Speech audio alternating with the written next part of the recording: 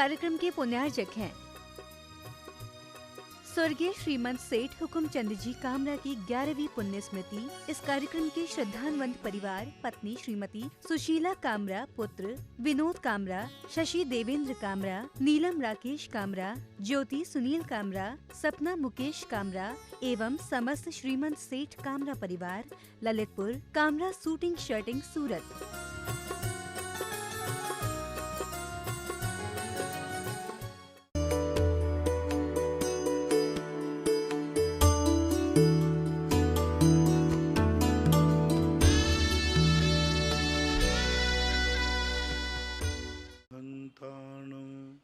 नमो सिद्धाणं नमो आयर्याणं नमो वज्रायाणं नमो लोये सव्यसाहूणम्।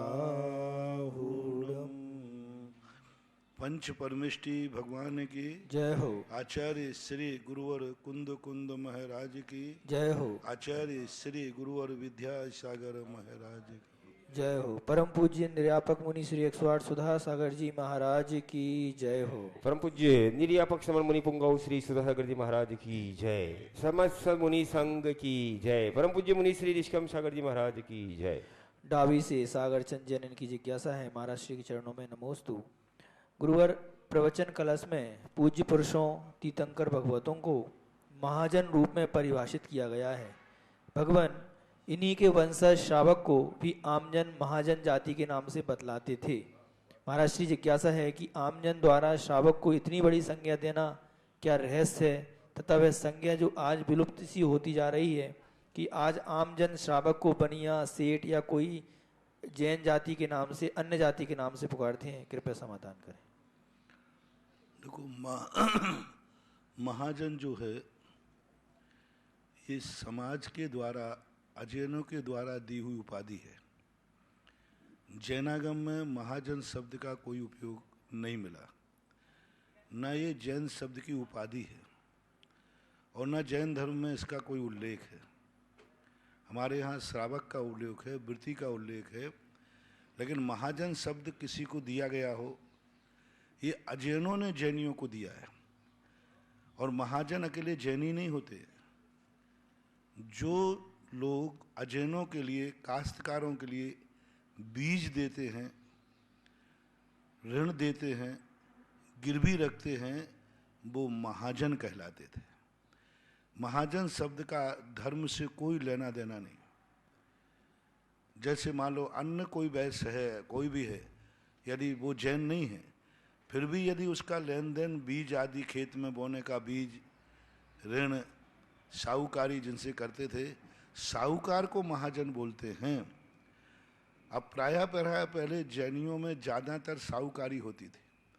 हर जैनी साहूकारी करता था, इसलिए उस बहुलता की अपेक्षा से ये जैनियों का रूढ़ शब्द हो गया।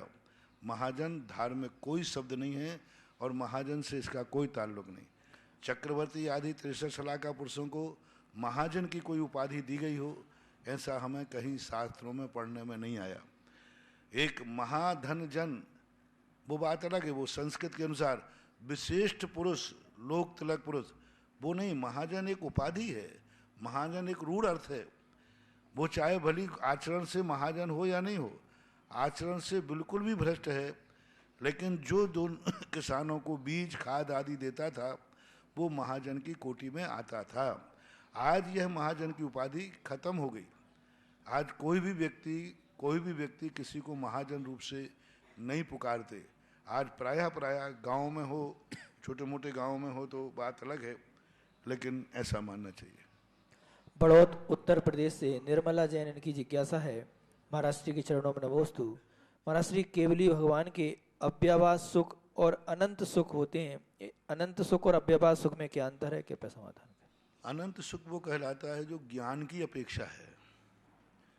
जैसे कोई व्यक्ति जेल में बंद है और उसे कोर्ट से वारंट आ गया कि तुम्हारे लिए रिहा किया जाता है, मुक्त किया जाता है, तो इतना सुनने मात्र से उस जेली को खुशी होती है कि नहीं? आनंद आता है कि नहीं? अभी जेल में ही है, अभी कार्रवाई नहीं हुई, लेकिन उसको पता चल गया कोर्ट से कि मैं कोर्ट से बरी हो गया हूँ, अभी जेल में बैठा है, नंबर जेल है, सब कुछ है, लेकिन बरी होने का वारंट मिल गया, तो ये कहलाता है अनंत सुख। और 1-2 दिन बाद बरी होकर जेल से बाहर घर आ गया। दोनों में क्या अंतर है, आप लोग इसको अंदाजा लगाएं। एक व्यक्ति को बरी होने की घोषणा होगी लेकिन जेल में अभी घर नहीं आया है, तो उसको कुछ सुख की अनुभूति हुई है कि नहीं हुई है। और एक व्यक्ति जेल छोड़कर घर आ गया, तो बस अरहंत भगवान वो जेली हैं जिनको प्रकृति ने घोषणा कर दी, अब तुम जन्म मरण नहीं करोगे, संसार से तुम्हें मुक्ति दी जाती है, जन्म मरण से तुम मुक्त हो गए, परावर्तन से मुक्त हो गए, अब संसार में 84 लाख योनियों में नहीं भटकोगे। ये जो उनको घोषणा हुई अरहंत बनते ही, वो उनको अनंत सुख है उदाहरण के रूप में। और सिद्ध भगवान संसार छोड़कर सिद्धालय में पहुंच गए, तो अव्यवाद सुख है। अरहंतों के अव्यवाद सुख क्यों नहीं है? क्योंकि अभी उनके असिद्धत्व नाम का औदैक भाव बैठा है, अभी शरीर में उनकी आत्मा कैद है, जेल है, शरीर कारागृह है, अपने यहाँ तन कारागृह है, ये कारागृह है। अरहंत भगवान की आत्मा कारागृह में है, लेकिन बरी का घोषणा हो गई है। और सिद्ध भगवान शरीर से रहित हो गए, सब कुछ मुक्ति हो गई, कोई नहीं। दूसरा, सैद्धांतिक रूप से घातिया कर्मों का नाश, जो अनुजीवी गुण को घातते थे, अनुजीवी गुण कहलाते हैं आत्मा के स्वाभाविक गुण, जीव की जिनसे पहचान होती, दर्शन, ज्ञान, सुख और वीर्य, ये 4 जो गुण थे, इनको घात करने वाले 4 घातिया कर्म नष्ट हो जाने से इनको अनंत सुख हो गया। अभी अघातिया कर्म बैठे हुए, अभी सारे कर्मों की 85 प्रकृतियां उनकी बैठी हुई हैं, अभी जेल के नंबर डला है, जेल के कमरे में हैं, जेल की कोठरी में हैं, जेल का कानून उन पर लागू है। इसलिए अरहंत भगवान मार्गणा में आते हैं, संसार के कानून उन पर लागू होते हैं, वे गुण स्थान में हैं, वे अभी कर्मों की हथकड़ी से बंधे हुए हैं। और अव्यवाद सुख का, इसलिए दोनों में बहुत बहुत अंतर है, उदाहरण दे करके हमने आपको समझा दिया। मेरठ से राजेंद्र जैन, इनकी जिज्ञासा है, महाराज श्री के चरणों में नमोस्तु। गुरुवर, जिज्ञासा समाधान। मेरी जिज्ञासा है कि भगवान के ज्ञान में यदि ऐसा आया है कि अमुक जीव अमुक गति को प्राप्त होगा, तो क्या वह जीव पुरुषार्थ करके अपनी गति बदल सकता है, और फिर भगवान ज्ञान में उसकी नई गति झलकेगी क्या, या फिर ऐसा जैसा भगवान ने देखा है वैसा ही होगा? नहीं, भगवान ने कुछ नहीं देखा, उसने ऐसा कर्म बांध दिया है कि अब वो बदले ही नहीं जा सकता, उसी को भगवान घोषणा करेंगे, जिसकी अभी बदला बदली नहीं। मैंने कहा था ना, आज तक कोई भी घटना शास्त्रों में 70 कोड़ा कोड़ी या 40 कोड़ा कोड़ी सागर वर्ष से अधिक की कोई भी भविष्य की घोषणा नहीं की गई। पूरा मैंने, लोग यही कहते हैं महाराज भगवान ने घोषणा कर दी तो हमें तो वो बनना ही पड़ेगा, भगवान के ज्ञान में देख लिया तो बनना ही पड़ेगा। तो मैंने खोजा कि बात तो सही कह रहे, तब मैंने देखा कि उन्हीं की घोषणा की है जिसने कर्मों का बंद कर लिया। तो भगवान अनुमान से जान गए इस व्यक्ति ने ये कर्म कर लिया है, और ये कर्म इतने भाव के पहले कट ही नहीं सकता, निश्चित हो गया। जैसे कोई व्यक्ति जेल में पहुंच गया, अपन कह देंगे भाई अब ये जेल से छूटेगा नहीं, क्योंकि इतने वर्ष की इसको जेल हुई है। 40 कोड़ा कोड़ी से जितने कर्मों की स्थिति है, उसमें एक व्यक्ति का नाम बताओ। 20 कोड़ा कोड़ी सबसे कम उत्कृष्ट स्थिति 20 कोड़ा कोड़ी की, दूसरी 30 कोड़ा कोड़ी की है, चौथी 40 कोड़ा कोड़ी की है, पांचवी 70 कोड़ा कोड़ी की। ये 4-5 जो कोड़ा कोड़ी सागर हैं, इससे अधिक का कभी किसी केवली भगवान ने किसी का भविष्य घोषित किया हो तो प्रस्तुत करे, फिर हम इस पर विचार करेंगे। इतने भवों से ज्यादा, स्थिति से ज्यादा किसी का भविष्य भगवान के केवल ज्ञान में झलका हो, भगवान के भामंडल में झलका हो, बावड़ी में झलका हो, तो मुझे बताएं। अब भगवान ने जाना है, अब वो मुझे पता नहीं, भगवान ने जाना है, वो किस रूप में जाना ये भगवान ही जाने। हमें तो आगम बताइए कि एक का किसी का बता दिए जिसने भगवान का भविष्य घोषित किया था, फिर उसको वही होना पड़ा। पर 40 कोड़ा कोड़ी सागर के अंदर की बात नहीं सुनूंगा। महावीर के जीव को बता दिया, मारीच का जीव वहां भगवान महावीर बनेगा। एक कोड़ा कोड़ी सागर के अंदर की बात थी, एक कोड़ा कोड़ी सागर के अंदर उसने कर्म बांध दिया था निधित ने काचित। दीपायन मुनि का बताया 12 साल की बात थी। 40 कोड़ा कोड़ी सागर पूरा विधेय छेद छान मारा, सारे आगम मैंने छाने। भगवान उसी की भविष्यवाणी घोषित करेंगे जिसने ऐसा कर्म बांध लिया है कि वो पुरुषार्थ करने पर कट नहीं सकता। इसने ऐसा अपराध कर लिया है जिसकी जमानत भी, कुछ अपराध ऐसे हैं कि नहीं दुनिया में जिनकी जमानत नहीं होती, जमानत होती ही नहीं, कोई भी अपराध नहीं।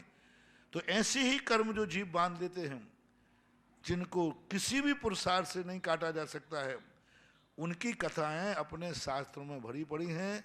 थोड़ा समझो, स्वाध्याय करो। इस नियतवाद के चक्कर में पढ़ करके अकर्मण्ड मत बनो, पुरुषार्थहीन मत बनो। ये सब अकर्मण्डताएं हैं। जो जो देखी वीतराग ने सो सो होती वीरारे। मजा आ गया लोगों, अरे महाराज जी अब तो मजा आ गया, कुछ भी हुआ हम क्या करें महाराज, भगवान ने ऐसे ही देखा था। एक बच्चा शराब पी रहा था, मैंने भाई शराब क्यों पी? अरे महाराज जी आपको मालूम नहीं, महावीर ने मुझे आज की तारीख में शराब पीना देखा था तो मैं पी रहा हूं, मैं क्या करूं? अब बताओ कितनी स्वच्छंदता फैल जाएगी। सारे पापी फिर क्या करेंगे? कोई ने किसी का मर्डर कर दिया तो महाराज जी वो तो करना ही पड़ता मुझे, क्योंकि महावीर स्वामी ने देखा था। तो इतना अनर्थ हो जाएगा, कितना सुछंदवाद। अब फिर ये आतंकवाद फैल रहा है तो इसमें गलती क्या है? क्योंकि भगवान महावीर ने देखा था कि आतंकवादी आएगा, आतंकवाद फैलाएगा, फिर तो भैया इसका कोई अंत है नहीं। फिर ऐसा तो एक ही अंत है कि सामने वाले को एक झापड़ मारो जम के, बोले भैया क्या किया? अरे भैया भगवान ने ऐसे ही देखा था। थोड़ा अच्छे से बोलते भैया अपन ने भगवान को पढ़ा ना, भगवान तो बस सामने वाला के अच्छा ये देखा था तो उसने भी एक दिया, बोले भैया ये क्या किया? अरे भैया ये भी भगवान ने देखा था। और फिर ये गेंद खेलने दो, क्रिकेट कब तक देखा था भगवान ने, बताओ भैया? बोलो, कल्पना करो, थोड़ी सी कल्पना करो। और दोनों एक दूसरे को मारने लगे और कहते क्या जा रहे हैं, ये थप्पड़ भी भगवान ने और उसने फिर बोले ये भी देखा था। अब ये कब तक देखा था इतनी और बता दो मुझे, फिर मैं कथा खत्म करूं। हैं? जब एक मर जाएगा तभी तक देखा था। क्या है आखिर, है क्या भगवान है? यानी अंत वही होगा जब एक मर जाएगा तब क्या? बोले क्यों भैया अब क्या होगा? बोले बस यही देखा था कि एक मर जाएगा तो खेल खत्म हो जाएगा। नहीं, ऐसा सुछंदवादी नहीं है सर्व का ज्ञान। वो तो ऐसा मानना चाहिए महानुभाव कि भगवान उन्हीं भविष्यवाणियों को करते हैं जो कर्म अपन बन चुके। जरूरी नहीं कि वही कर्म बंधे, दूसरा कर्म बंधने से ये हो जाता है इसने ये कर्म बांध लिया, आगे ये कर्म बांधेगा, पक्का है। आज इसने ये कार्य किया है, कल ये कार्य करेगा, नियम से करेगा। कर्मों की ऐसी श्रृंखला है।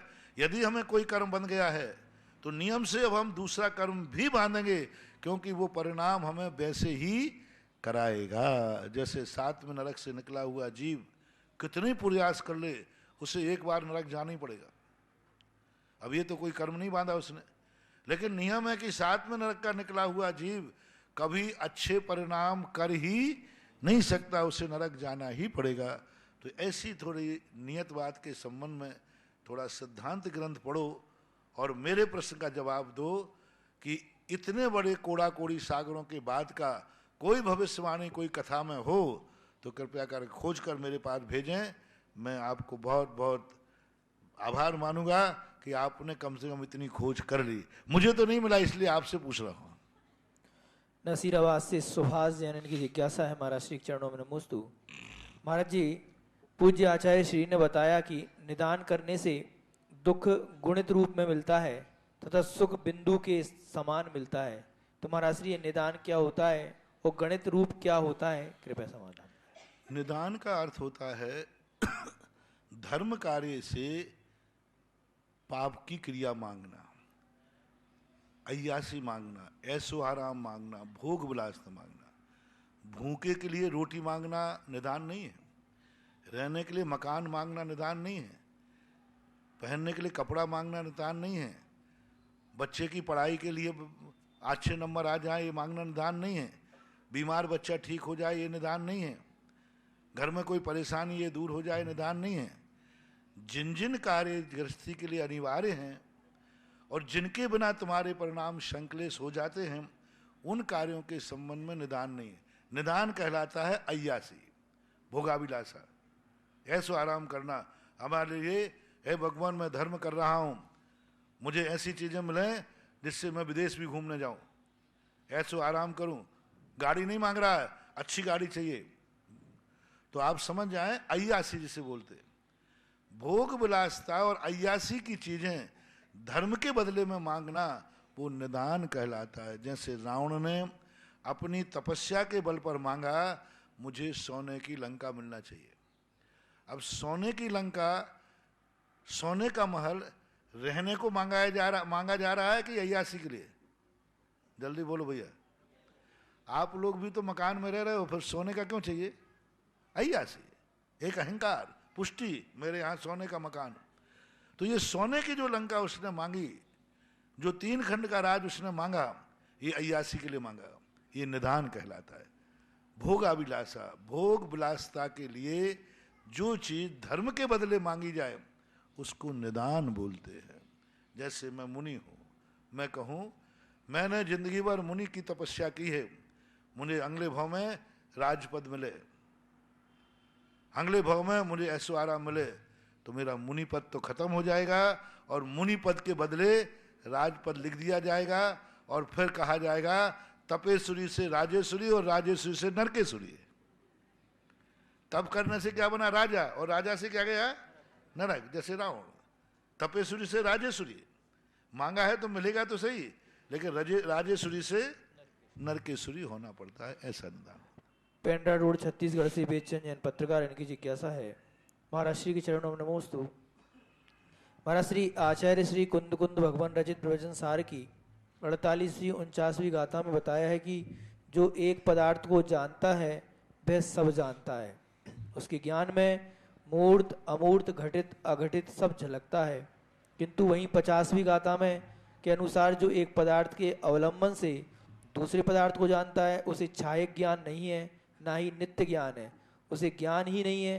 महाराज जी इन कथनों का अंतर समझाने की कृपा करें कि एक को जानता सब जानता और एक के अवलंबन को जानता है कुछ नहीं जानता। कृपया समाधान। हाँ, बहुत अच्छा प्रश्न है।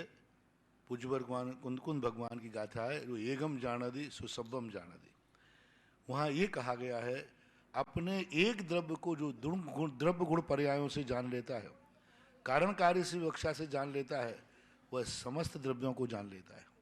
क्योंकि जब एक को हमने जान लिया, हंडी का एक चावल देखा जाता है, सारी हंडी को पका हुआ घोषित कर दिया जाता है। लेकिन जहाँ एक को जानने से वह एक संबंध के विषय जाने वही दूसरे में लगा देता है, तो फिर वो मिथ्या दृष्टि है। दोनों में बहुत अंतर है। जैसा सिद्ध भगवान है, जैसे सिद्ध भगवान का स्वरूप है, ऐसे ही सभी जीवों का स्वरूप है। सो एकम जानादि सो सबम जानादि। अब जो सिद्ध भगवान का अनुभव है वही सभी संसारी जीवों का अनुभव है। सो मिथ्या दृष्टि है।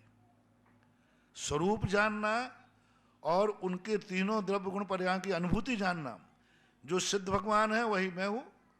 पर्याय दृष्टि से द्रव्य दृष्टि में एकता आएगी, तो वहां जो कथन किया गया द्रव्य दृष्टि से किया गया कि एक द्रव्य का जो स्वभावभूत परिणति है वो सब की एक सी है, महासत्ता कहलाती है। यानी उत्पाद व्यय द्रव्युक्तम सत, सत द्रव्य लक्षणम। द्रव्य किसे कहते हैं? जिसका सत लक्षण हो। सत किसे कहते हैं? जिसमें उत्पाद व्यय हो। अब ये सब में लागू होगा। एक द्रव्य को जान लो, सबको जान लो। अब आवांतर सत्ता में जब आते हैं तो आवांतर सत्ता, दूसरी गाथा आवांतर सत्ता की है। और मैं सो सिद्ध भगवान नहीं, क्योंकि मेरी पर्याय संसारी है, उनकी पर्याय मोक्ष की है। नार की है, मनुष्य मनुष्य है। जब हम आवांतर सत्ता में पर्याय की दृष्टि से, व्यवहार की दृष्टि से देखते हैं तो हमें प्रत्येक द्रव्य को, प्रत्येक पर्याय को भिन्न भिन्न मानना पड़ेगा। तो वहां जो दूसरी गाथा में कहा गया है, वहां जो भेद दृष्टि से कहा गया, पर्याय दृष्टि से कहा गया, व्यवहार दृष्टि से कहा गया कि तुम व्यवहार नए पर्यायार्थिक नए की अपेक्षा से सबको एक मत मानना, तुम्हारी दशा को भी एक मत मानना। बचपन में तुम कुछ अलग थे, जवानी में कुछ अलग हो, बुढ़ापे में कुछ अलग हो, सब एक हो ही नहीं सकते, मुंडे मुंडे मतर भिन्न। तो यहाँ नय का पक्ष है, वहाँ द्रव्य दृष्टि है, यहाँ पर्याय दृष्टि है। वहाँ निश्चय नय का चश्मा है, यहाँ व्यवहार नय का चश्मा है। यहाँ एक एक पर्याय को यदि सबको हम व्यवहार में भी एक मान लेंगे तो कितना अनर्थ आ जाएगा। यदि सब व्यवहार में हम एक हैं तो मुझे तखत पे क्यों बैठा रहा, तुम फर्श में क्यों बैठे? या तो मैं नीचे आऊंगा, तुम ऊपर आ रहे हो, व्यवस्था क्या बनाऊं? बोलते नहीं है? कितना अनर्थ हो जाएगा, कितना अनर्थ, बहुत अनर्थ हो जाएगा। लेकिन अंतरंग चेतना से पूछा जाए तो सब त्रिकाली शुद्ध की अपेक्षा से सब अपने आप में भगवान आत्मा है। आप भी भगवान बनने की योग्यता है, मेरे में भी है। तो शक्ति की अपेक्षा द्रव्य दृष्टि जब ऐसी आती है, यही तो जैन दर्शन का अनेकांत है कि जैन दर्शन एक बात को एक पे अडिग नहीं है। कई लोग कहते हैं जैन दर्शन स्ववचनवादी है, इधर तो कह देगा सब एक हैं और फिर तुरंत कहेगा नहीं तुम अलग और मैं अलग हूं। अरे किस अपेक्षा से एक हैं? एक कुटुंब की अपेक्षा से हम एक हैं। तो अब रोटी खाएं तो एक खा लो तो सबका पेट भर जाए? नहीं, जाति की अपेक्षा हम एक हैं, लेकिन अनुभूति की अपेक्षा हम सब भिन्न भिन्न हैं। दोनों गाथाओं में नए सापेक्ष, द्रव्य गुण पर्याय सापेक्ष, प्रमाण नए सापेक्ष कथन है। दोनों को अच्छी तरह पढ़िए।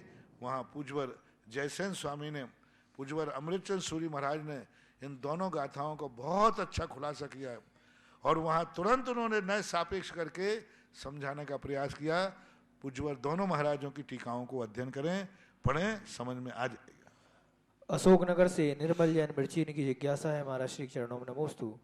महाराज श्री 5 पांडव मुनिराजों पर जब उपसर्ग आया तब 2 मुनिराजों को यह विकल्प आया कि हमारे ज्येष्ठ मुनिराज इतना उपसर्ग कैसे सहन करेंगे। इस पर वह सर्वार्थ सिद्धि स्वर्ग चले गए। लेकिन महाराज श्री अधिकतर समाजजन एवं प्रवचनों में यह सुनने में आता है कि उनको यह विकल्प आया था कि उनके भाइयों पर उपसर्ग हो रहा है। तो मुनिश्री क्या मुनि अवस्था में क्या भाई का विकल्प आएगा? नहीं, ऐसा नहीं आया। बोलने में आ जाता है, 5 पांडव भाई थे, एक व्यवहार की भाषा है। आज अंजन चोर सिद्ध बन गया तो अपन ये कहते अंजन चोर को मोक्ष हो गया। चोर को कभी मोक्ष होता है क्या? लेकिन कथा में क्या बोलोगे? आज भी वही लिखा था, नासिक के पास है, अंजन चोर को कि सिद्धालय सिद्ध सिद्ध। अब वो चोरों को भी सिद्ध होता है क्या? कभी कभी कोई टाइटल ऐसा हो जाता है कि वो टाइटल कभी मिटता नहीं, यानी वो निरंजन बन गया, सिद्ध बन गया। लेकिन आज भी जब भी कोई कथा कहता है तो निरंजन की नहीं, अंजन चोर की ही कथा कही जाती है। तो वो 5 भाई थे, इसलिए बोलने की भाषा में आता है, सत्य नहीं है। क्योंकि कभी भी मुनिराजों में भातृपने का, ये हम एक माता से एक पिता से जन्म लिया है, ऐसा भाईपना आ नहीं सकता। यदि आ जाता है तो वे पुलाक से भी गए बीते हो जाएंगे। हाँ, मुनिरावस्था में यदि ये भाव आ गया कि ये मेरा भाई है, ये मेरा पिता है, ये मेरी माँ है था और हमें कितना अंतर है। यदि मुनि को 1 सेकंड को भी भाव आ गया ये मेरा पिता है, ये मेरा भाई है, ये मेरी माँ है, ये मेरा दोस्त है, ये मेरा गांव है, तुरंत उस समय उसका गुण स्थान गिर जाएगा और वो परिग्रह की कोटि में आ जाएगा। ये मेरे थे, ऐसी अनुभूति आ रही है। तो बात अलग है, वहाँ एक बोहार की भाषा। अब आप लोग कहते ना, अरे महाराज जी के पिताजी हैं, आप लोग बोलते हो, हम माइक पे सुनते हैं, आप लोग कहते हो, वो तो 2-4 बार हमें टोकरा, अरे भैया महाराज जी के नहीं है, गृहस्थ अवस्था के बोल भाई। अच्छा, आप लोग जब महाराज जी का परिचय छापते ना किताबों वगैरह में, महाराज ऊपर लिखते हो कौन का नाम, आचार्य महाराज का, मतलब आचार्य महाराज का परिचय लिखोगे, आचार्य विद्यासागर महाराज का परिचय, तुम्हारे को नाम ग्रस्त का विद्याधर, और पिता का नाम मल्लप्पा, माता का नाम श्रीमंती। अब श्रीमंती और पिता का नाम लिख रहा है, ऊपर लिख रहा है आचार्य विद्यासागर का परिचय। तो अब ये व्यवहार की भाषा में ऐसा आ जाता है। अपन लोग भी कहते हैं भगवान महावीर स्वामी के माता पिता कौन थे? भगवान महावीर स्वामी के एकदम बोलेंगे माता त्रिशला और सिद्धार्थ, लेकिन सत्य क्या है? महावीर कुमार के थे, महावीर भगवान के नहीं थे। इसको व्यवहार भाषा में ले लेना चाहिए, सत्य नहीं। ऑनलाइन जिज्ञासाओं के बाद यहाँ उपस्थित सभी श्रावक श्रावकाएं और जिनवाणी चैनल और सुधा कलश चैनल के माध्यम से देख रहे देश विदेश के सभी श्रावक श्रावकाओं की ओर से परम पूज्य श्री के चरणों में कोटिशः है नमोस्तु नमोस्तु नमोस्तु गुरुवर। और आज की प्रथम जिज्ञासा के लिए आमंत्रित कर रहा हूँ सुरेश कुमार जी जैन मुजफ्फरनगर, और तैयार रहेंगी श्रीमती मंगला जी जैन खड़गपुर। माइक दो भाई, अरे माइक तो दो यार, माइक ही दो, नहीं करो ना पहले दे दिया करना, मेरे खड़ा हो माइक पहुंचा दिया। हाँ बोलिए। मेरे परिवार की तरफ से आपको तिरुबार नमोस्तु नमोस्तु नमोस्तु भगवान। महाराज श्री मेरा प्रश्न है, वैसे तो मैं सब अभिषेक करना, पूजा करना, यात्राएं करना, मुनि आहार देना, दर्शन करना, जितना भी मेरे से बन सकता है करता हूँ। और मैं ये भी जानता हूँ जो मेरे पाप हैं वो मेरे जो मैंने कर रखे हैं अनजाने अनजाने में वो मुझे भोगने पड़ते हैं और पड़ेंगे। लेकिन मैं समझता हूँ ये भी कि धर्म करने से ही शायद कुछ पाप कम हो जाएं। तो मैं पूछना चाहता हूँ, मेरा क्वेश्चन है कि क्या इनके मैं और ऐसा क्या धर्म के प्रति करूँ जो मेरे पाप कम हो जाए? मुझे आशीर्वाद दीजिए, इसका ज्ञान में। अपराध करने पर कोर्ट ने सजा बोल दी। अब वो अपराधी कहता है कि मैंने सजा बोल चुकी है, वो तो मुझे भोगना ही पड़ेगा जो मैंने कर्म कर लिया है। नहीं, अभी कोर्ट ने तो सजा बोल दी कि 20 साल कोर्ट में जेल में रहेगा और निश्चित हो गया, कोई नहीं बदल सकता। लेकिन अभी एक मौका है, यदि वो जेल में रह करके भी अच्छा व्यवहार करे तो 10 साल में भी 15 अगस्त को बरी कर दिया जाता है। क्यों कर दिया गया? कोर्ट ने तो नहीं कहा था कि यदि ये अच्छा व्यवहार करे तो 15 साल में छोड़ दिया। निर्णय करते समय ये फैसला हुआ था क्या? नहीं हुआ।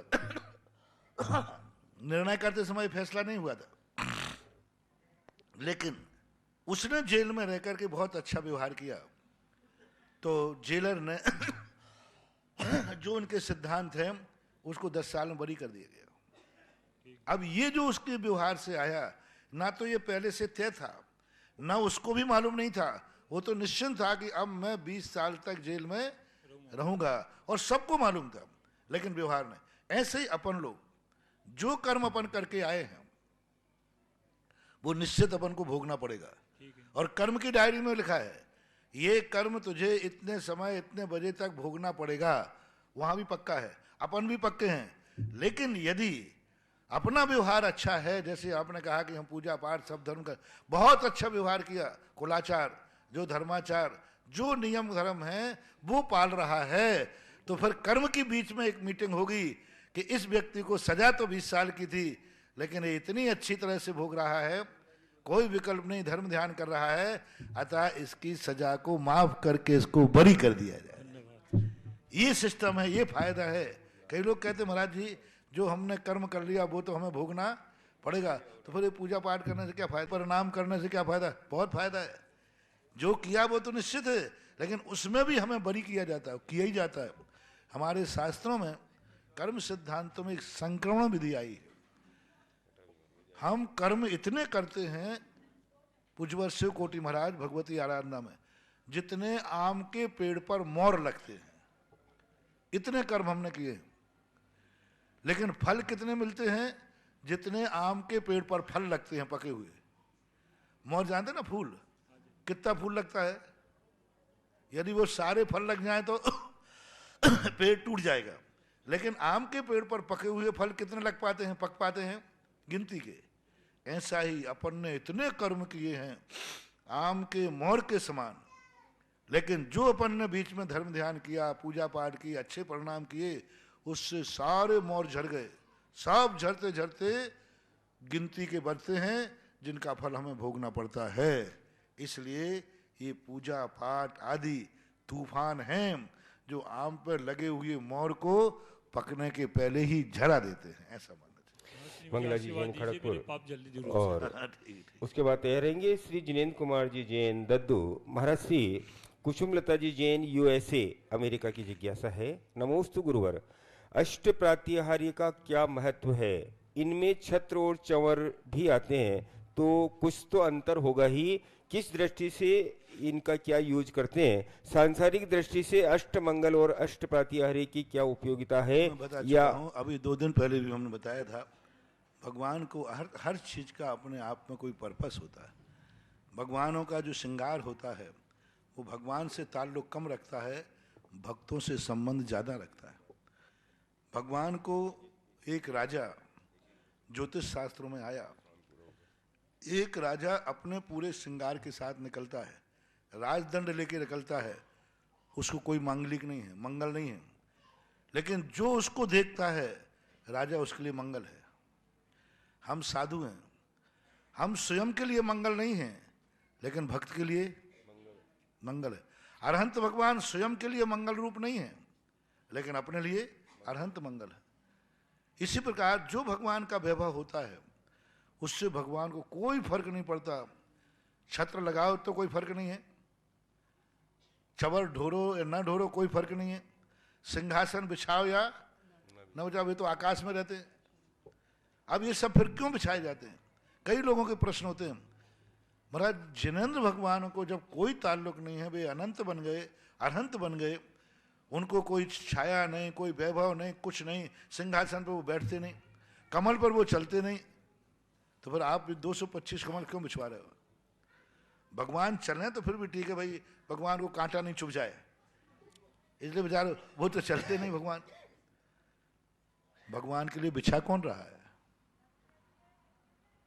भगवान के लिए कौन? हम तो कभी भगवान के पक्ष में, मैंने तो कभी आज तक ना भगवान के लिए मंदिर बनाया है, ना बना रहा हूं, ना बनवाऊंगा, पक्का है। भगवान के लिए मैं मंदिर बनाऊं और मैं भक्तों से बनाऊंगा भी नहीं, बनाया भी नहीं, क्योंकि भगवान को मंदिर पसंद ही नहीं है। यदि भगवान को मंदिर पसंद होता तो वे सिद्धालय में क्यों जाते, यहीं मंदिर बना के बैठते? तो फिर ये मंदिर किस लिए बनते हैं? मैं भगवान के लिए मंदिर नहीं बनाता हूं, मैं तो अपने भक्तों का उद्धार के लिए मंदिर बनाता हूं। जय हो, जय हो। भक्तों का धन सदुपयोग हो, भक्त पाप से बचे, भक्त का कल्याण हो। मंदिर बनाने से भगवान का कल्याण नहीं, उनका तो हो चुका। मंदिर बनाने से अपना कल्याण है। जैसे कहा ना, भगवान को अपन अभिषेक करते हैं, बताओ दूर दूर तक बताओ भगवान को क्या लाभ है? कोई लाभ है? गर्मी चढ़ती होगी। कर्म प्रबंध निगटैरपि हीन ताप्तम ज्ञात्वापि भक्ति वसता परमादि देवम त्वाम सीय कलमस गणोन्मथ नाय देव शुद्धोदकैरभिनयामि महाभिषेकम। हे भगवान, मुझे मालूम है कि आप कर्म प्रबंध से दूर हैं, ज्ञात्वापि, मैं अज्ञानी नहीं हूं। कर्म प्रबंध निगटैरपि हीन ताप्तम ज्ञात्वापि, मैं जान रहा हूं कि आपको इस अभिषेक से कोई मतलब नहीं, आप समस्त कर्म मलों को धो चुके हैं, तो फिर क्यों कर रहा है? त्वाम स्वीय कलमस गणोन्मथ नाय देव, अभिषेक आपका करता हूं, पाप मेरे करते हैं इसलिए कर रहा हूं, मैं स्वार्थी हूं। भगवान ध्यान रखना, आपके लिए यदि भगवान के लिए अभिषेक करे तो वो दास है, और भगवान का अभिषेक अपने लिए करे तो वो भगवान दास है, भक्त कहलाता है। अपने लिए कर रहे अपन अभिषेक। इसलिए जो अष्टप्रात्याहार्य, जो जितना सागर, जितना तुम मंदिर को श्रृंगार करोगे, जितने तुम भगवान का वैभव बढ़ाओगे, वो उतना ही मंदिर, उतनी ही मूर्ति दर्शन करने वाले को मांगलिक होती है। आप भगवान का सोने का छत्र चढ़ा रहे हो, उनको क्या फर्क पड़ना? तांबे का चढ़ा दो ना, उनको क्या फर्क पड़ना? लेकिन उस युक्त जब भगवान को आप देखते हो तो दर्शन करने वाले का सगुन होता है। मांगलिक उसके लिए होते हैं। मैंने भगवान को देखा, कौन से भगवान को? जिस पर स्वर्ण का छत्र चढ़ा हुआ था। अब स्वर्ण से चढ़े हुए छत्र जो दर्शन कर रहा है उसका मांगलिक हो रहा है। हमने भगवान को देखा, 64 चवर ढूंढ रहे थे, देखने वाले का सगुन है। इसलिए ये जो अष्टमंगल अष्टप्रातिहारी होते हैं ये नियम से भक्तों के लिए कल्याणकारी है। इनसे रहित मूर्ति का दर्शन करना, इनसे सहित मूर्ति का दर्शन करना, दोनों में अंतर है। भगवान वही है आदिनाथ, भगवान वही है पारसनाथ, बिल्कुल एकदम कोई भी प्रातिहार्य नहीं है, उससे रहित मूर्ति का दर्शन कर रहे हो।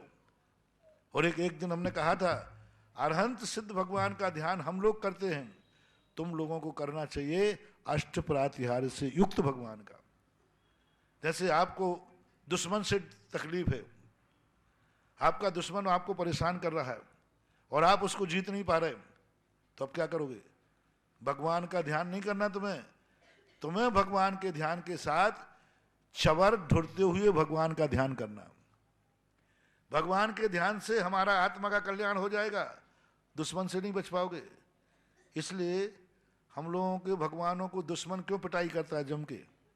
इसलिए कि हम भगवान का ध्यान करते हैं। भगवान का ध्यान करने वाला कभी भी दुश्मन से नहीं बच पाएगा। दुश्मन पीट देगा, भगवान कहें भगवान मैं पिट रहा हूं, भगवान यही कहें मैं देख रहा हूं पिट रहा है। और अब आप गृहस्थों के लिए कहा दुश्मन से कैसे बचूं? भगवान का ध्यान करना, लेकिन चवर ढूंढ रहे हो। चवर ढूंढते हुए भगवान का ध्यान करो, चवर ढूंढते हुए। और अगर तुम्हारे हाथ में चवर मिल जाए तो ढूंढो, और उस समय भगवान का ध्यान करो तो वो दुश्मन को पराजित कर देगा, दुश्मन का दिमाग बदल देगा, दुश्मन का रास्ता बदल देगा और तुम्हारा कुछ भी नहीं बिगड़ेगा। अब चवर का और भगवान में कितना अंतर है। भगवान का ध्यान करोगे, दुश्मन को पीटना है तो पीटेगा, और चवर युक्त तो भगवान का ध्यान करोगे तो दुश्मन साइड से चला जाएगा। अब इन चवरों का लाभ भगवान को हुआ कि आपको हुआ? आपको हुआ। ऐसे 8 प्रातिहार्यों का है, मैं संक्षेप में बता चुका हूं, कभी और आएगा बताएंगे, क्योंकि जिज्ञासा में संक्षेप में ही बताया जा सकता है। मंगला जी जैन के बात तैयार रहेंगे, जितेंद्र कुमार जी जैन दद्दू। परम आचार्य श्री परम गुरु महाराज जी के चरणों में मेरा बारंबार मेरे परिवार की तरफ से नमोस्तु महाराज जी, नमोस्तु महाराज जी, नमोस्तु महाराज जी। मैंने देखा कि बड़ी बड़ी मूर्तियों का अभिषेक होता है, अभिषेक होने के बाद में वो चरणों में करते हैं, तो फिर अपना चरण छूते हैं तो माथा में उनका ऐसे रगड़ते हैं, तो वो रगड़ना चाहिए कि नहीं रगड़ना? गलत तौर से, क्योंकि आप लोगों का शरीर इतना पावन है कि जल छू लेता है तो वो गंदा बन जाता है। इसलिए आप लोगों को हाथ धो करके भगवान के चरण छूना चाहिए। माथा सीधा आपको भगवान के चरणों में नहीं रखना चाहिए, क्योंकि मूर्ति प्रतिष्ठित होती है, पूज्य होती है। आपका शरीर इतना पावन नहीं है कि छूने के बाद वो गंदोदक बन जाए, इसलिए नहीं करना चाहिए। ऐसा करते हैं तो दोष ही है, फायदा कुछ भी नहीं होने वाला, हानि मिलेगी, क्योंकि तुमने अपने माथे का पसीना भगवान के चरणों को स्पर्श और करा दिया। हाथ तो जब धोने की कहा, जब हाथ धो करके तब छूने की बात कही। ये परंपरा बिल्कुल गलत है। आपको फायदा दिख रहा है, फायदे के स्थान पर आसाधना नाम का दोष आपको लगेगा, इसलिए ऐसा नहीं करना चाहिए। जितेंद्र कुमार जी जैन दद्दू के बात तैयार रहेंगी, श्रीमती सुधा जी पटवारी बिजोलिया। मेरे गुरुवर के चरणों में बारंबार नमोस्तु नमोस्तु नमोस्तु। गुरुवर सांगली से श्री सुभाष जी, अहमदाबाद से श्री सुनील जी पूछ रहे हैं कि हम लोग प्रतिदिन रेगुलर बिना नागा के 8:45 बजे पारस चैनल खोल के टीवी पर बैठ जाते हैं और आपकी मंगलवाणी को सुनने के लिए बेचैन हो जाते हैं। अभी विगत दिनों से 2-3 दिन से मंगलवाणी पारस चैनल पर आपकी नहीं आ रही है, और हर महीने 1-2 दिन तो गोल कर ही देते हैं वे लोग। क्या कारण है गुरुदेव तो मैं क्या समस्या का? देखो दोनों में अंतर है। कल भी शाम को अंत में आया था प्रश्न, ये धर्म का प्रवचन है और चैनल धर्म के नहीं धन के आयतन है। चैनल उन्होंने धन के लिए खोला है और मैंने अपना प्रवचन धर्म के लिए दिया है, और दोनों का आंकड़ा ऐसा है, राशि दोनों की एक ही है, धर्म और धन, लेकिन दोनों की एक राशि होने पर दोनों का नेचर है राम और रावण, दोनों की एक राशि। अंतर कितना? एक की दृष्टि धन पर है, चैनल वाला सोचता है अधिक से अधिक धन मैं कैसे कमाऊं। मैंने कल कहा था ना कि चैनल वाला यदि तुम थोड़ी सा धन ज्यादा दिख जाएगा तो वो चैनल उस तरफ घुमा देगा, चाहे महाराज बैठे रहें, चाहे भगवान बैठे रहें, साक्षात महावीर भी बैठे रहें, साक्षात भगवान महावीर भी आ जाएंगे। और महावीर को दिखाने के में चैनल में पैसा कम मिल रहा है, और अब कौन को लाऊं दूसरे को, कोई को भी XYZ लो, और वो पैसा ज्यादा दे रहा है, चैनल वाला उस तरफ चलो राम और रावण ले लो, जो ये बढ़िया बन जाएगा। रामचंद्र जी आए सामने और चैनल को दिखाना था रामचंद्र जी को, सारी जनता देखना चाहती थी, लेकिन रावण ने पैसा फेंक दिया। रावण ने कहा कितने मिलते हैं रामचंद्र जी से, कितने ही ले लो, 1 लाख रुपया मिलता है। रावण कहता है यदि इसी समय पर, ठीक उसी समय पर तुम रामचंद्र जी को ना दिखा करके मुझे दिखाएगा तो मैं 2 लाख दूंगा, तो चैनल कहां मुड़ जाएगा। जल्दी बोल दो भैया, आप लोग जल्दी बोल दो। रामचंद्र जी को दिखाया उसी टाइम पर तो 1 लाख रुपया, और दूसरा वाला भी शर्त लगा रहा है कि साहब मैं 2 लाख दूंगा, लेकिन टाइम वही रहना चाहिए, रामचंद्र जी के समय पे ही दिखाना चाहिए, तो चैनल मुड़ जाएगा रावण की तरफ। रामचंद्र जी रह जाएंगे, दिया बुझ लालटेन की जय। धन की बात है, अब मैं क्या करूं, ये तो सब TRP होती है। जब कभी कभी क्या होता है, शुरुआत में व्यक्ति अलग होता है, और जब TRP बढ़ जाती है तो व्यक्ति जिसके माध्यम से TRP बढ़ती है उसको तो एक तरफ टिका देता है, फिर तो वो कमाई में लग जाता है। तो अब ये देखो, ये सब बातें आप लोग यहाँ प्रश्न करने की अपेक्षा आप चैनल वालों को फोन करो। मैं तो कहता हूँ जितने रेगुलर प्रवचन सुनते हैं, यदि उसमें विघ्न आता है तो आप सीधा चैनल के जो मालिक होते हैं, जो भी होते हैं उनके व्यवस्थापक, आप उनको फोन करिए, उनको एहसास कराइए, उनको पूछिए कि तुम्हारे बंद करने पर, पैसे के लोभ आने पर भारत में कितनी जनता का नुकसान हो रहा है और कितनी जनता तड़प रही है, ये एहसास वहां कराना चाहिए।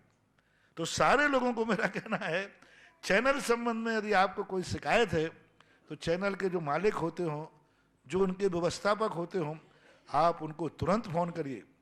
100 फोन करिए, 1000 करिए, लाख करिए, और नहीं करते हो तो फिर फोन यदि वो नहीं उठाए तो फिर दूसरा साधन क्या होता है, वो SMS डाल दीजिए, तो फिर उनको मालूम चलेगा कि हमारे मोड़ने से कितने लोगों को तकलीफ हुई, कितने लोगों ने समझा। इस संबंध में मैं ज़्यादा कुछ भी नहीं बोल पाऊंगा, क्योंकि सुनने वालों को तकलीफ तो होती ही है। मैं प्रवचन चैनल के लिए देता भी नहीं हूँ।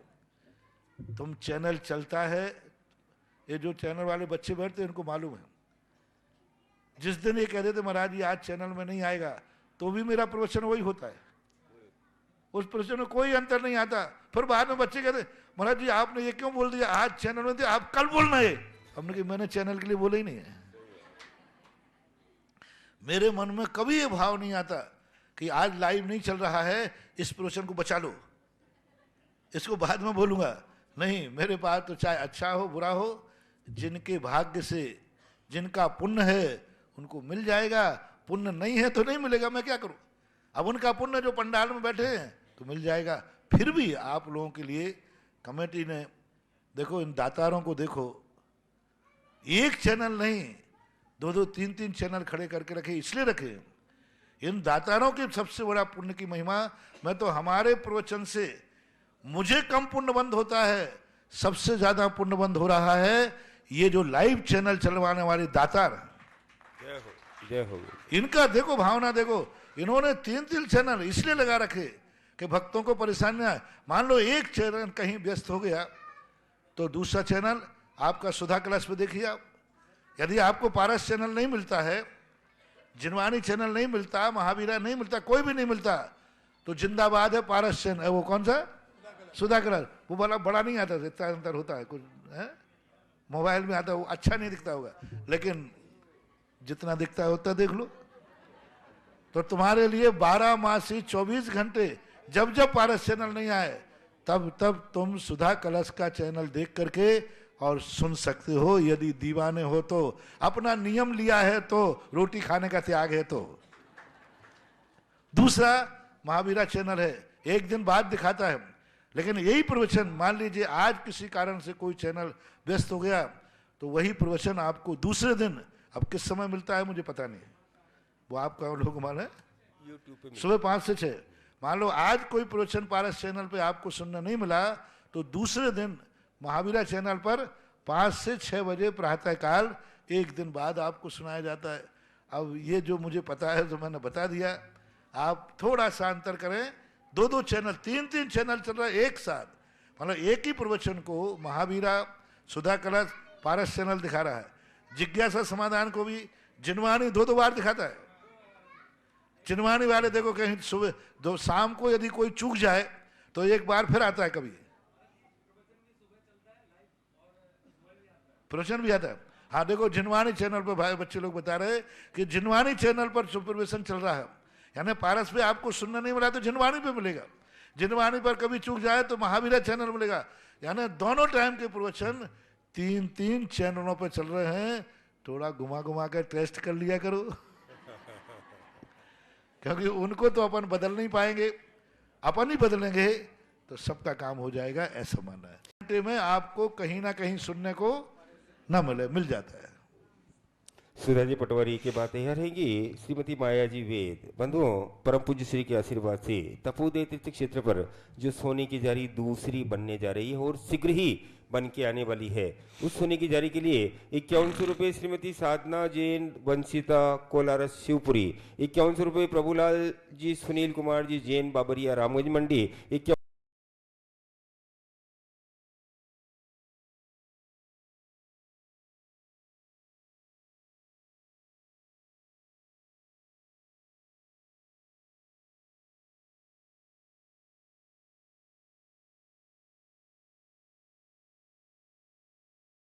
पदम के जन्म दिवस के उपलक्ष्य में इनने 11,000 रुपए की घोषणा की है। चैनल के संबंध में एक बात और आई मेरे, मैं समझता नहीं ज्यादा, देखो मैं इस संबंध में बहुत बुद्धू हूँ बहुत कम समझता हूँ, लेकिन एक बार मैंने कि भाई क्यों बंद करते हो, कोई दूसरा कार्यक्रम आ गया तो आप इसके बाद में दिखा दिया करो।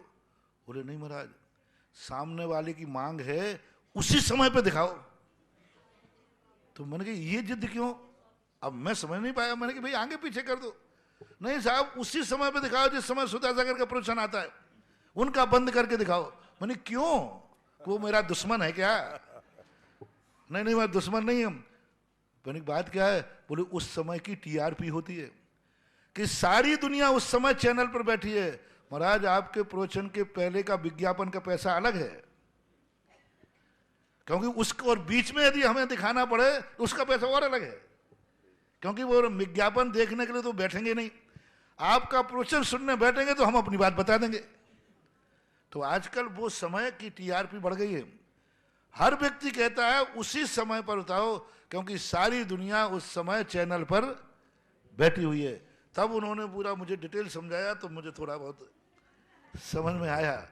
यानी 24 घंटे में टाइम के अनुसार विज्ञापन का पैसा है, वही चीज है, टाइम आपका वही है, सब कुछ है, लेकिन इस टाइम पे दिखाओगे तो पैसा ज्यादा है, अन्य टाइम पे दिखाओगे तो पैसा कम है, ऐसा होता है। सोने के टॉप्स श्री लाभचंद जी वंदना जी काला बिजोलिया ने अपनी शादी की सालगिरह के उपलक्ष्य में दिए हैं 5100 रुपये। श्री संपत कुमार जी, श्रीमती विमला जी, मुकेश जी, मनोज जी सेठिया महुआ, एक सोने की अंगूठी श्री अशोक कुमार जी राजमचिती आशा जैन बल्लभवाड़ी कोटा, 11,000 रुपये Shrimati Sunita ji Jain house number 2441 sector 2 Faridabad, और 5100 रुपये श्री मांगीलाल जी पारस कुमार जी ठोला परिवार बिजोलिया।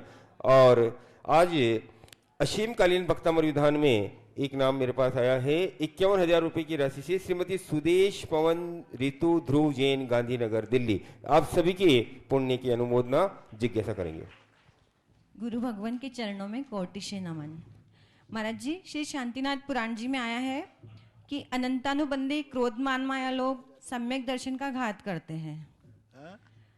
अनंतानुबंधी क्रोध मान माया लोग सम्यक दर्शन का घात करते हैं, और अप्रत्याख्यानवर्णी क्रोधमान माया लोग अणुव्रतों का घात करते हैं, और प्रत्याख्यानवर्णी क्रोधमान माया लोग सकल संयम का घात करते हैं, और संज्वलन क्रोधमान माया लोग यथाख्यात चारित्र का घात करते हैं। तो महाराज जी से आप समझाएं थोड़ा सा, शांतिनाथ पुराण जी में आया। हाँ, तो ये कसायों का स्वभाव है। जितनी मान लो तीव्र कसाय है तो वो सम्यक दर्शन ही नहीं होने देगी, उल्टा चलाएगी। और कसाय में मंदता है तो सम्यक दर्शन तो होने देगी, चारित्र नहीं होने देगा। जैसे आप लोगों के बीच में कोई व्यक्ति है आपके घर में, और मान लीजिए वो धर्म ज़्यादा करता है तो तुम्हें मालूम है और आप लोगों को मालूम है, तो तो आप कहो देखो भाई मंदिर तो जा सकते हो, पहली बात तो कोई कहेगा मिथ्या दृष्टि है, नहीं मैं मंदिर ही नहीं जाने दूंगा, मैं धर्म कर्म को मानता ही नहीं हूँ, मुझे धर्म कर्म से कोई मतलब नहीं है, मेरा श्रद्धान ही नहीं है। दूसरा कहता है देखो मंदिर तो जाओगे लेकिन ध्यान रखना वहाँ कोई बोली मत लेना, आजकल बोलियों का माहौल चल रहा है। हाँ नहीं तुम ले आओ क्योंकि तुम मुझे मालूम है तुम ले लोगे, तो उसको पहले क्योंकि तो ध्यान रखना मंदिर जाओ प्रवचन में जाओ लेकिन कोई बोली मत ले लेना। तो ये हो गया कहते यानी उसको सम्यक दर्शन तो करा दिया लेकिन क्रिया करने से मना कर दिया। अब फिर दूसरा कहता है देखो बोली तो लेना, छोटी मोटी तो ले लेना, छोटी मोटी बोली हो तो ले लेना लेकिन कोई बड़ी बोली मत लेना, ध्यान रखना। तो उसने क्या कह दिया, अणुव्रत तो ले लेना लेकिन महाव्रत नहीं लेना, कसाय कह रही है। अब तीसरी कसाय कहती है कि देखो साहब महाव्रत भी ले लेना लेकिन इतने बाहुबली जैसे निर्विकल्प मत हो जाना, कम से कम 24 घंटे में एक बार तो हार दिला देना। हाँ अब देखो मुनि महाराज की कसाय क्या कहती है, संजुलन कसाय, देखो यथाख्यात चारित में मत जाना, कम से कम 24 घंटे में एक बार आहार मिलता है वही दिला देना, थोड़ा बहुत प्रवृत्ति कर देना। तो संजुलन कसाय यथाख्यात चारित्र को यानी पूर्ण निर्वृत्ति नहीं करने देती। वो कहते देखो पूरी निर्वृत्ति मत करो, बिल्कुल मन वचन काय को एकदम रोक करके कसायों को समाप्त करके बैठो, ये ठीक नहीं है। आप मुनि बनिए लेकिन मुनि बनने का अर्थ नहीं है कि तुम सब प्रकार से निवृत्ति हो जाओ। तो 34 कसाय कहती है मुनि बन सकते हो लेकिन निर्वृत्ति प्राप्त नहीं कर सकते। तो ये कसायों का प्रभाव है, स्वभाव है। तो इसको उदाहरण देकर के मैंने समझा दिया। ऐसा ही मतलब अपने मन में ऊपर नीचे चलता रहता है, अंदर अंदर चलता रहता है, अंदर परिणाम चलता है। अनंत अनुबंधी कसाय उदय में आएगी उस दिन हमें कहे कोई धर्म वर्म नहीं, सब बेकार की चीजें, क्या लेना देना। अब देखना कोई पूछे मेरे मन में अनंतानुबंधी उदय कैसे आई, कैसे पता करूं, तो तुम्हारे मन में भाव आ जाएगा ये धर्म कर्म कुछ नहीं है, सब काय का स्वर्ग काय का नरक, कुछ नहीं होता है, सब बेकार की चीजें।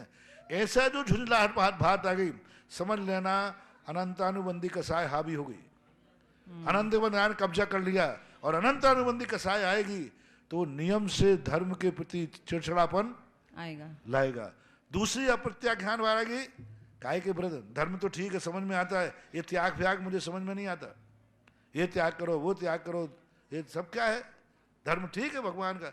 तो वो अप्रत्याख्यान अवर्णी कसाय हमें ना तो प्राणी संयम ना हिंदी से, अब चीटी जा रही है, अब झाड़ू लगाते समय अप्रत्याख्यान कहाँ तक बचाएं, पूरे कमरे में चीटियां है तो चीटी मर जाए, मरे तो मरे, मैं क्या करूं, कहाँ तक बचाऊं, जहां देखो वहीं चीटी।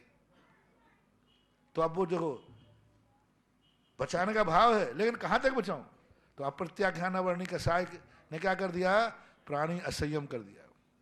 इंद्रियों के संयम के प्रति कहां तक, क्या मर जाऊं क्या, सारा इंद्रिय रोध करो, देख नहीं मत, सोच नहीं मत, थोड़ा बहुत तो शौक करूंगा। तो ये प्रत्याख्यान वर्णी कसाय बोल रही है, अप्रत्याख्यान वर्णी। और प्रत्याख्यान वर्णी करना कहती है नहीं ठीक है हम बचा तो नहीं पाएंगे लेकिन मारने का भाव भी मत करो, संकल्प ही हिंसा का त्याग कर देगा। ऐसा करके और मुनिराज होंगे तो वो परिणाम करेंगे, सामायिक में तो बैठेंगे लेकिन बाहुबली जैसे नहीं, संयम कर लेंगे, 1 घंटे बाद उठता हूं, तो ऐसा माना चाहिए। माया जी वेद की बात तैयार रहेंगी। श्रीमती निर्मला जी गोदा बिजोलिया महाराज श्री गोलाकोट से महामंत्री राजेश जी की जिज्ञासा है। मेरी जिज्ञासा है महाराज जी नमोस्तु गुरुवर कि गोलाकोट तीर्थ में पिछली 22 जनवरी को रात भर मंदिर में नंगारे बजते रहे और उसके बाद फिर एक दिन और बजे, तो ये रात भर नंगारे बजना किस चीज का द्योतक है, कृपया मार्गदर्शन करें। तो बजाएगा कि बजे हैं, बजे अपने आप, हाँ तो बजे। आदिनाथ भगवान गोलाक तीर्थोदय तीर्थ के ऐसे हैं, जब से आदिनाथ भगवान बाहर आए हैं और उनका नाम तीर्थोदय नाम से प्रसिद्ध हुआ है, तब से वो आदिनाथ की मूर्ति मध्यलोक में ही नहीं ऊर्ध्वलोक में भी प्रसिद्ध हो चुकी है। मैंने कहा था ना कि जब तक ज्ञानोदय के मुनिसुब्रत नाथ भगवान नहीं मिले थे तब तक वो इस मूर्ति की सबसे ज्यादा एनर्जी थी, ज्ञानोदय की तो अब बहुत ज्यादा होगी। तो वो मूर्ति अपने आप में इतनी अतिशयकारी है, चमत्कारी है, जो भी व्यक्ति उस मूर्ति को देखता है, देख के प्रशंसा किए बिना नहीं रहता। और अब जब से वो मूर्ति बाहर बैठी है, वह क्षेत्र ऐसा उजड़ा हुआ क्षेत्र था जहां परकोटे भी मुश्किल से थे। चोरों ने चोरियां की, 2-2, 3-3 दिन तक लोग चोरी करते रहे, कोई पहुंचा नहीं। ऐसा उजड़ा हुआ क्षेत्र था। लेकिन जब भगवान को उच्चासन मिला, उस क्षेत्र के वास्तु दोष दूर हुए।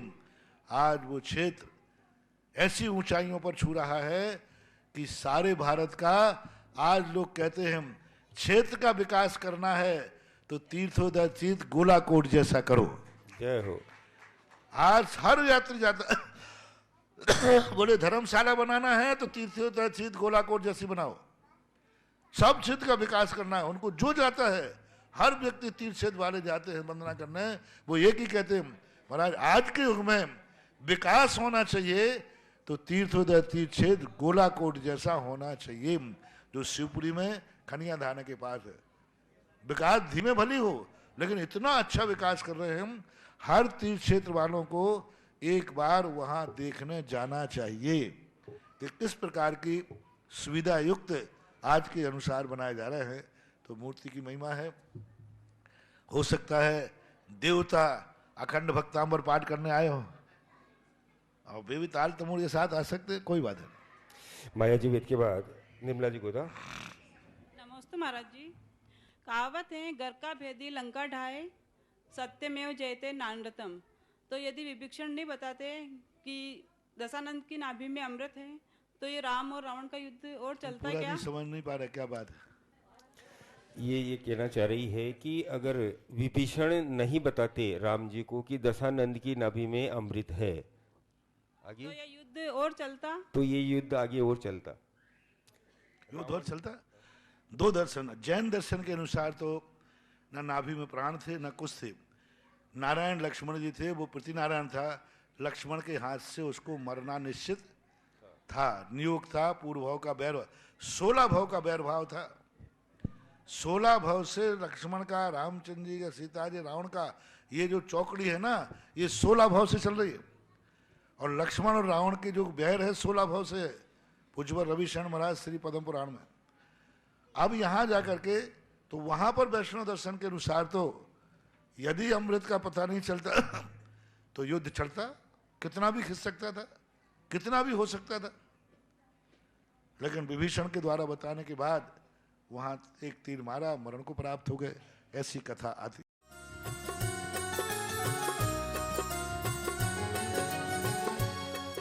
इस कार्यक्रम के पुण्यायोजक थे स्वर्गीय श्रीमंत सेठ हुकुमचंद जी कामरा की 11वीं पुण्य स्मृति।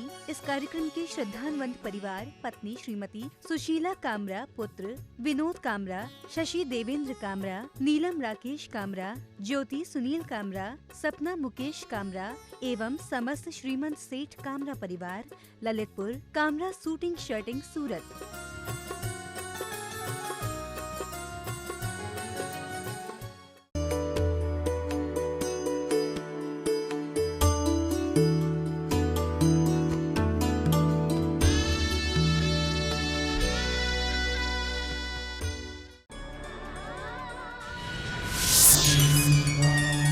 परम पूज्य संत शिरोमणि आचार्य श्री विद्या